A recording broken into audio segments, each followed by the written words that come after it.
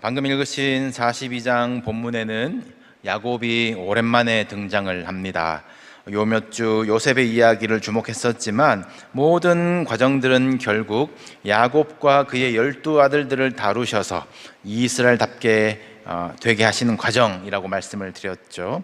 이 요셉 한 사람만 참고 변화되고 성공해서 다 먹여 살리는 것이 중요한 것이 아니라 야곱도 또 요셉의 형들도 넘어야 할 것들이 있다라는 것입니다. 이 성화는 반드시 가정과 공동체를 변화시키는 것으로 나타나게 되어 있거든요.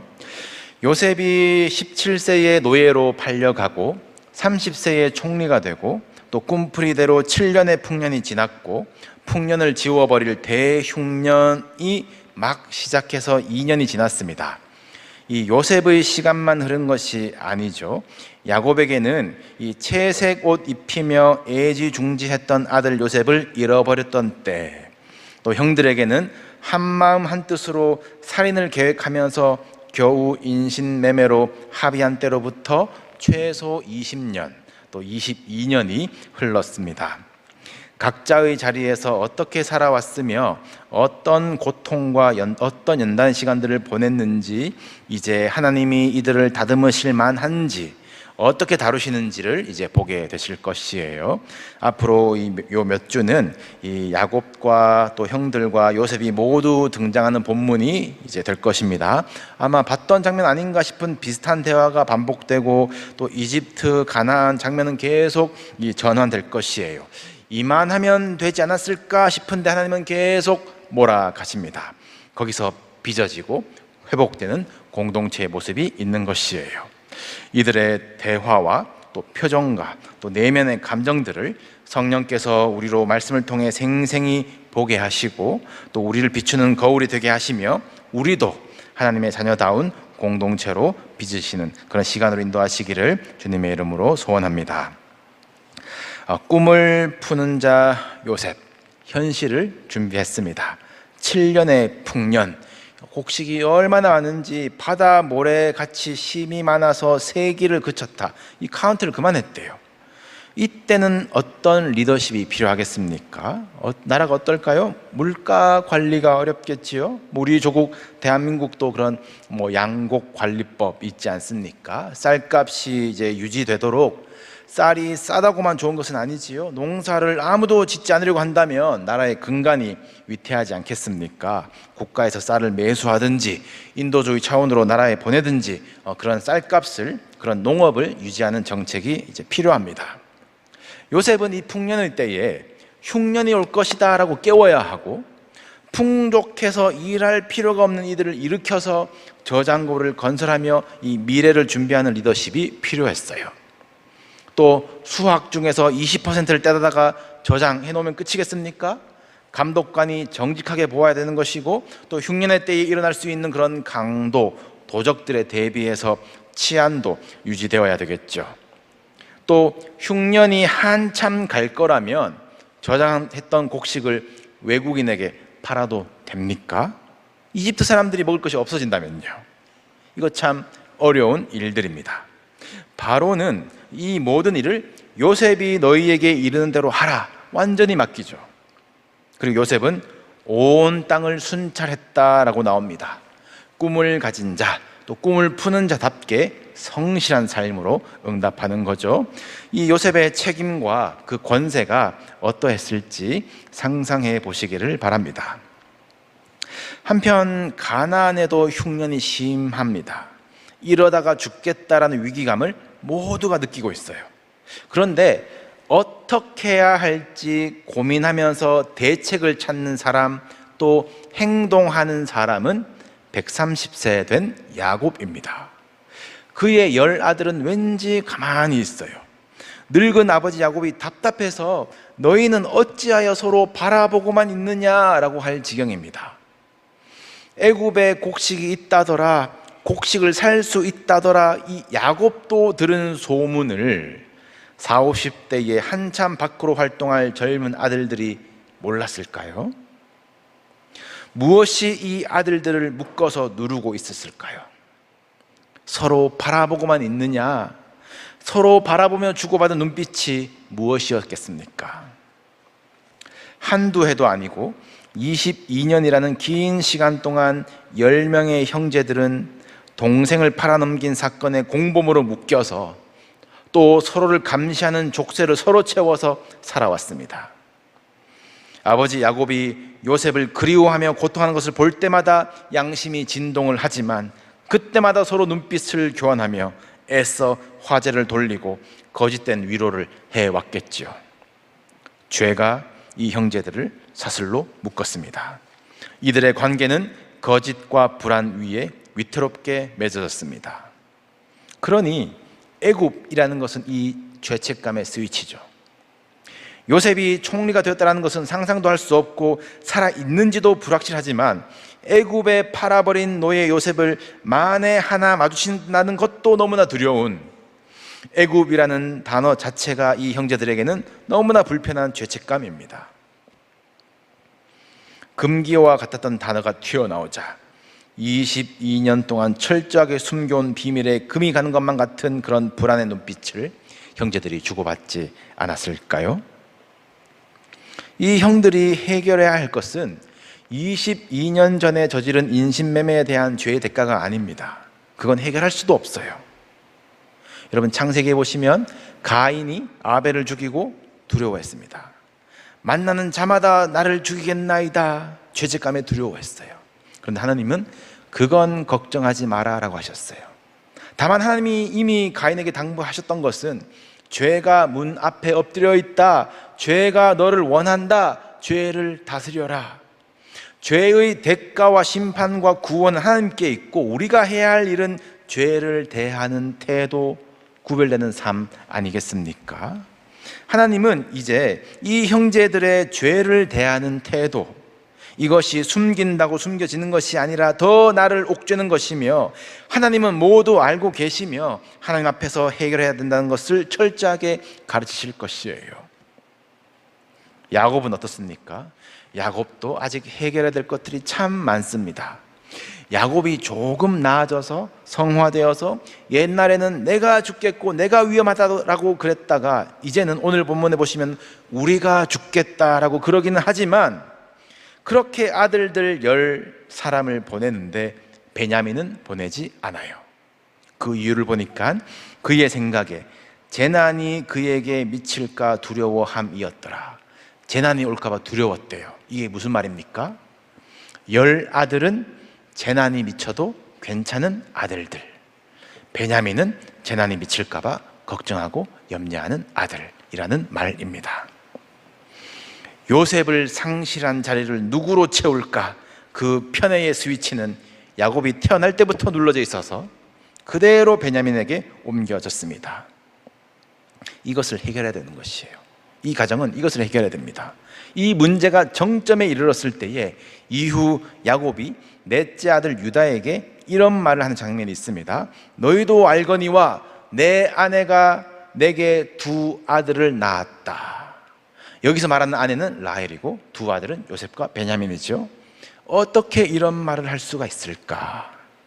너희들 어머니는 내 아내가 아니다, 내 아들은 2명이다, 요셉과 베냐민이다 라고 충분히 들릴 법한, 다른 아들들에게는 너무 서운한데 이제는 그것에 길들여져 버린 것이 더 안타까운 이 가정의 문제입니다. 야곱은 이것을 해결해야 돼요. 야곱의 축복이 12아들을 다 향할 수 있어야 이스라엘다워지는 것입니다. 아들들이 해결해야 될 것과 야곱이 해결해야 할 것, 이 질기고 질긴 문제가 22년간 방치된 것 같았으나 하나님은 이들 안에서 이미 이 문제를 만지고 계셨습니다. 이제 앞으로의 이야기들 속에서 죄가 더한 곳에 더욱 넘쳤던 은혜를 보실 수 있기를 바랍니다. 이 막내 베냐민도 30이 넘었을 텐데 아직 아버지 야곱이 금이야 오기야 끼고 있고 결국 공범 10명의 형제들이 애굽으로 양식을 사기 위해서 갑니다. 야곱이 함께 가는 여행까지 이제 3번을 왕복하는데 이번이 첫 여행이에요. 기근이 온 세상에 심하더라 라고 했으니 각지에서 양식을 구하러 애굽으로 다 왔겠죠. 이 사람들을 다 커버할 수 있었던 그런 총리 요셉의 준비가 놀랍습니다. 그리고 요셉이 더 철저하게 준비했던 것이 시스템이잖아요. 시스템. 7년 풍년의 곡식을 각 성읍에 저장을 한 것이고 감독관을 세워서 관리하게 한 것이니 요셉은 이제 어디 궁궐 같은 곳에서 편히 쉬면 될 것인데 요셉이 곡식을 팔고 있습니다. 총리가 직접 하고 있어요. 못 믿어서 그럴까요? 요셉은 가족들을 기다리고 있었던 것 아니었을까요? 기근에 고통받을 아버지와 가족들을 생각하며 와야 한다, 오기를 바란다, 언젠가는 올지 모를 가족들을 위해서 애굽 사람들 뿐만 아니라 모든 이들이 곡식을 살 수 있도록 조치해 놓고 기다린 것 아니겠습니까? 그러다가 그날이 왔습니다. 요셉은 단번에 형들을 알아봅니다. 형들은 당연히 요셉을 알아보지 못하고 애굽 총리에게 절을 하지요. 22년 전 꿈처럼 된 것 같습니다. 요셉은 자신을 숨기고 총리로서 엄하게 형들에게 묻습니다. 너희는 정탐꾼이지? 아마 22년 전 자신을 대했던 형들의 태도, 너 또 아버지에게 고자질할 것 없나 보러 왔지? 그런 여전히 인사도 못하던 형제들로 만난 것인가 긴장이 됩니다.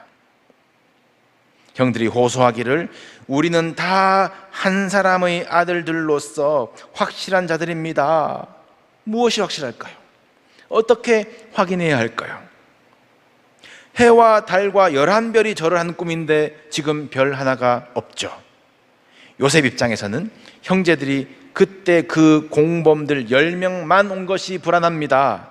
하나같이 자기를 죽이겠다고 자신을 구덩이에 던지고 태연히 밥을 먹다가 고민도 없이 노예로 팔고 돈을 챙긴 그 형들은 자신의 친동생 베냐민마저도 그렇게 대하고도 남을 형들로 기억되는데 요셉은 베냐민의 생사, 적어도 얼굴의 그늘이라도 확인을 해야 형들이 변했는지 그대로인지 알 수가 있는 거죠. 요셉은 이제 베냐민 확인 작업에 들어갑니다. 아니다, 너희는 정탐꾼이다 라고 한 번 더 몰아붙이니 형들이 변호하기를 우리는 12형제입니다. 막내 아들은 오늘 아버지와 함께 있고 또 하나는 없어졌나이다. 이들의 가정사가 꺼내지면서 막내 아들 베냐민이 언급됩니다. 자연스러운 기회가 왔지요. 요셉이 총리로서 형들에게 명령합니다. 너희는 이같이 하여 너희 진실함을 증명할 것이니라. 바로의 생명으로 맹세하노니 너희 막내 아우가 여기 오지 아니하면 너희가 여기서 나가지 못하리라. 베냐민을 데려오지 못한다면, 데려왔는데 베냐민의 눈빛이 형들을 향한 두려움에 눌려 있다면 형들이 아직도 그런 사람인 것이 드러나겠지요. 요셉이 형들에게 복수하려고 만나기만 해봐라 기다리다가 아무것도 모르고 저런 형들 앞에 내가 요셉이다, 내가 꾼 꿈을 기억하느냐, 나한테 어떻게 그럴 수 있느냐라고 했다면 형들은 즉시 죄인이 됩니다. 감정으로는 통쾌하겠지요. 그런데 성화가 되어가는 요셉은 자신을 감추고 형들 스스로 대화를 하며 잊은 척 하나 잊을 수 없는 그 기억을 반성하며 이제라도 진실함이 무엇인지 생각하며 증명해 보기를 기다리는 요셉입니다. 요셉이 총리라서 미안합니다라고 하는 것과 요셉을 모르는 상태에서 반성하는 것에는 큰 차이가 있지 않겠습니까? 우리의 관계 안에서도 즉각적인 정죄보다는 은혜의 원리가 우리 안에서 작동할 시간, 그 인내와 용납이 그래서 중요한 것이죠. 형들은 이 정탐꾼 용의자로 옥에 갇힙니다. 미움으로 몰아넣은 것이 아닐 것이에요. 요셉 스스로도 나를 돌아봤던 내 중심이었던 생각들을 벗겨냈던 그 은혜의 자리가 그 옥 아니었습니까? 애굽의 총리로서 형제들에게 명합니다. 너희 10사람 중에 9이 남고 한 사람이 가서 베냐민을 데려와라. 너희 중에 진실이 있는지를 보겠다라고 3일을 가두어둡니다. 그리고 3일 후에 요셉이 다시 와서 조건을 바꾸는데 한 명이 가는 것이 아니라 한 명이 남아라 라고 해요. 9명이 가야 곡식을 좀 더 많이 싣고 가서 식구들 굶주림을 면한다라는 겁니다. 그리고 진실함 증명의 변함없는 조건은 막내 아우를 데려오는 것을 한 번 더 강조를 하죠. 형들 입장에서는 이 일이 이 정도로 꼬이면 이성적으로 반응하는 형들, 또 감정적으로 반응하는 형들이 나뉘겠지요. 예전 같았으면 세겜을 학살했던 그런 불같은 형들이 씩씩거리면서 저항하거나, 네가 남아라 내가 간다 싸우거나, 우리가 선물을 안 가져와서 그런가, 우리가 애굽 와서 너무 촌티를 냈나, 너무 두리번거렸나, 그 원인들을 그런 데서 찾을 법한데, 형제들은 이런 서로 느끼고 있는 이 일의 원인, 22년의 시간에 눌려있던 죄책감, 아무도 말 못했던 그런 금기어가 이 옥에 갇혔던 형제들 사이에서 풀어지기 시작합니다. 우리 21절 화면으로 보시겠습니다. 21절 화면으로 보시고 제가 읽겠습니다. 그들이 서로 말하되 우리가 아우의 일로 말미암아 범죄하였도다. 그가 우리에게 애걸할 때에 그 마음의 괴로움을 보고도 듣지 아니하였으므로 이 괴로움이 우리에게 임하도다. 오늘 이 일이 22년 전 그때의 범죄의 결과라는 것, 22년 내내 언젠가는 그 벌을 받을 것이라는 그 죄책감에 눌려 살았으면서 누구 하나 언급하지 못했던 그 사건을 이 옥에서 털어놓습니다. 형들은 지금 히브리어로 얘기하니까요, 요셉이나 애굽에 있는 사람들은 못 알아듣는 줄 알고 말합니다만 요셉은 다 듣고 있죠. 요셉은 다 들어요. 나는 므낫세 하나님의 은혜로 다 잊었는데 형들은 22년 동안 그 죄책감에 눌려 있구나. 무섭고 악랄한 형들인 줄 알았는데 형들도 연약한 죄인이구나. 요셉이 자리를 피해서 웁니다. 용서하기 충분하다 싶지만 아직 형들에게는 해결해야 할 그런 진실함의 문제, 그리고 아버지 야곱도 넘어서야 할 베냐민 애착의 문제가 있죠. 거기까지 가야 됩니다.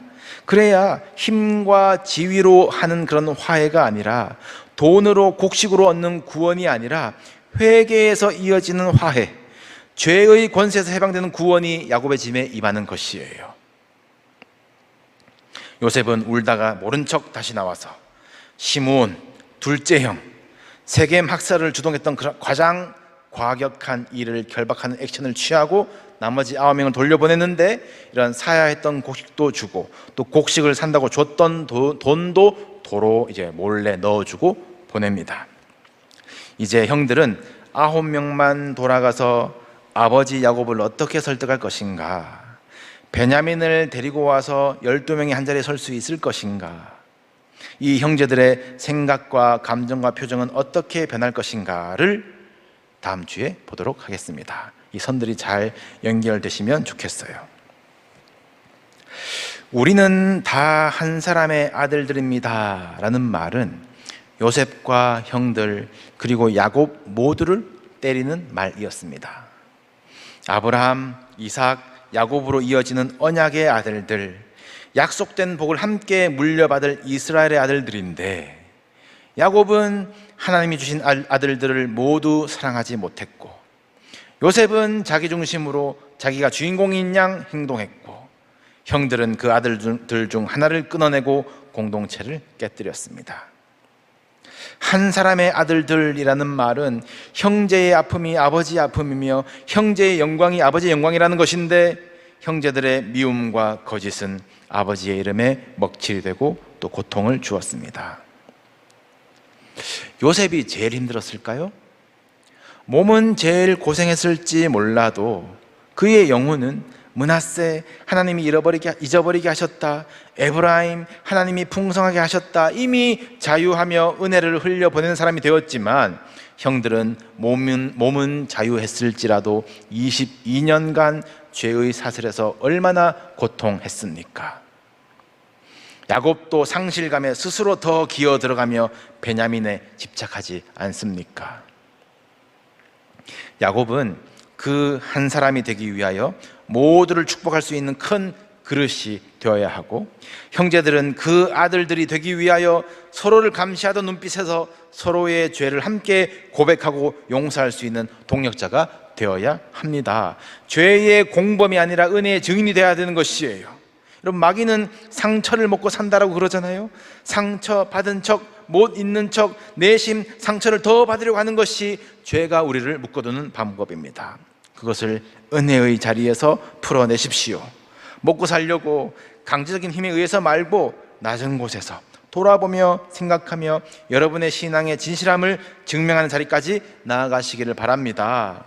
이야기의 결과를 아셔서 시시할 수 있습니다만 뭔가 꼬인 것 같은 오늘의 이야기에서도 우리가 소망을 볼 수 있는 것은 형들이 죄를 직시한 것, 자백한 것에서, 그리고 곧 아버지가 베냐민을 내어놓는 것에서 이 가정의 구원과 회복이 시작된다는 것이며, 하나님은 그렇게 이들을 언약 아래에 있는 한 사람의 아들들, 이스라엘의 아들들로 세우신다는 것이에요.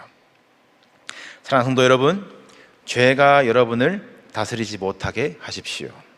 눌러두지 마시고 외면하지 마시고 다른 것으로 중독으로 풀지 마시고 잊은 척하지 마시고, 죄를 해결할 수 있는 오직 유일한 공로 예수 십자가의 은혜를 붙드시기를 축복합니다. 만일 우리가 우리 죄를 자백하면 그는 미쁘시고 의로우사 우리 죄를 사하시며 우리를 모든 불의에서 깨끗하게 하실 것이요, 이것이 우리에게 주어진 약속입니다. 이것을 확증하신 자리가 십자가 사랑이에요. 그 십자가 사랑을 믿는 자들에게는 하나님의 자녀가 되는 권세를 주셨다라고 약속하셨습니다. 나는 하나님의 자녀입니다 라는 고백을 넘어서서 우리는 다 하나님의 자녀들입니다라는 공동체성을 회복하기를 소원합니다. 이것은 우리의 말과 혀로만 되는 것이 아니라 행함과 진실함으로 된다라고 하셨어요. 여러분, 가족을, 형제를, 자녀를, 교우들을 미워하는 마음을 묻어두지 마십시오. 내 영혼을 갉아먹는 미움과 편애를 방치하지 마십시오. 죄의 사슬이 우리를 매지 않고 오직 사랑의 띠로 매이도록 하십시오. 형제 자매의 고통을 외면하지 마십시오. 하나님 아버지의 고통입니다. 남을 정죄하지 마십시오. 예수께서 그를 위하여 피 흘려 죽으셨습니다. 오늘도 우리 안에 우리는 다 한 분 하나님 아버지의 자녀입니다 라는 고백이 살아나기를 원합니다. 그리고 그 고백의 진실함을 증명하는 삶, 복음의 능력으로 서로를 품고 세우는 교회가 되기를 소망합니다. 여러분, 성령께서 오늘도 일하고 계십니다. 오늘도 우리 안에서 만지고 계십니다. 선을 행하되 낙심하지 말지니 포기하지 아니하면 때가 이름에 거두리라. 우리를 향하신 하나님의 꿈, 하나님의 때를 기대하면서 믿음의 걸음을 힘차게 걸어가시기를 주님의 이름으로 축복합니다.